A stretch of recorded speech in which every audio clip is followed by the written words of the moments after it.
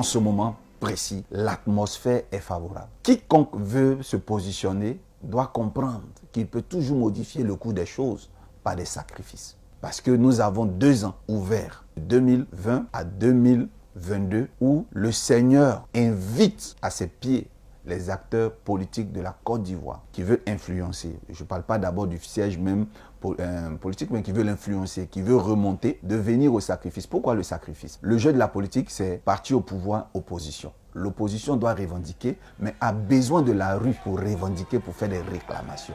Mais la rue est minée. Dieu m'a révélé quelque chose qui n'est pas sorti dans la vidéo.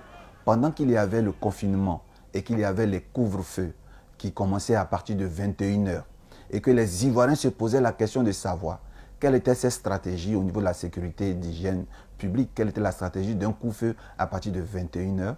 J'ai commencé à m'interroger une nuit quand Dieu ouvre mes yeux et Dieu me montrait que pendant que tout le monde était endormi pendant le confinement, il y avait du sang des animaux qui coulait dans les rues et que ce sang-là préparait un événement, une décision qui allait être prise au plus haut niveau de l'administration ivoirienne, qui allait déplaire à la population. Alors cette population qui allait forcément descendre dans les rues allait vraiment venir en grand nombre. Alors ce sang qui a coulé est pour anticiper toute revendication dans les rues de Côte d'Ivoire. Je dis que quiconque se lève pour aller dans les rues pour revendiquer ne pourra pas tenir une demi-journée dans les rues. Et spirituellement, c'est lourd. Donc c'est une manière pour moi subliminale de prévenir les opposants que le temps n'est plus à la diplomatie, qu'on ne compte pas sur le viral des réseaux sociaux pour révolter la population. Même s'ils sont révoltés, qu'ils vont dans les rues, très tôt, ils vont revenir chez eux à la maison. Je n'ai pas peur depuis 2010, je n'ai plus peur. Je suis l'un des seuls pasteurs restés ici en Côte d'Ivoire. Je ne suis pas allé en exil et je vous informe que les services des renseignements généraux de la Côte d'Ivoire me connaissent très bien. Je sais que je suis sur écoute. Les hommes politiques d'un certain niveau sont mystiques. Ils savent que je suis mystique. Ils savent qu'avoir affaire à moi, il y aura vraiment des retombées qui ne sont pas très reluisants. Vous savez, il y a un karma. Il y a un karma. Il y a des hommes, on ne s'attaque pas à eux dans une nation. Dans le monde spirituel, il y a des codes. On ne s'attaque pas à eux.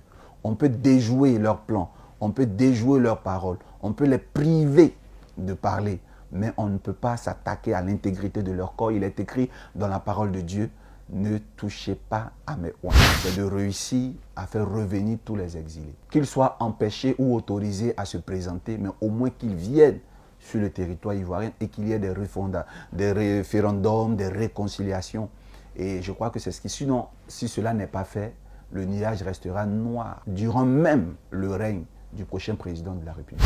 Alors, le président Bédié va gagner les élections exactement dans le même schéma présenté comme celui de Babo. Donc, on va entendre qu'il a gagné, mais c'est encore Alassane qui va régner. Ça, c'est l'exclusivité pour le plateau. C'est-à-dire, le détail est que les tendances seront en faveur du PDCI, mais finalement, c'est le président Alassane qui va régner une fois encore, qui va gagner une fois encore. Il y aura 2 types d'élections en Côte d'Ivoire. L'élection dont je parle en ce moment, c'est l'élection de 2020, du 31 2020.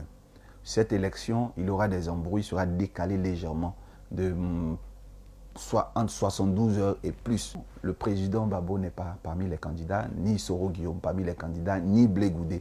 C'est une élection qui va se faire sans eux. Les seuls candidats qui vont peser très lourd seront Bédié et Ouattara. J'ai parlé de 2 élections parce que, comme je l'ai dit, dès qu'ils montent au pouvoir, ça sera très trouble jusqu'à ce que, je ne sais pas, et puis il y aura de nouvelles élections organisées avec tout le monde.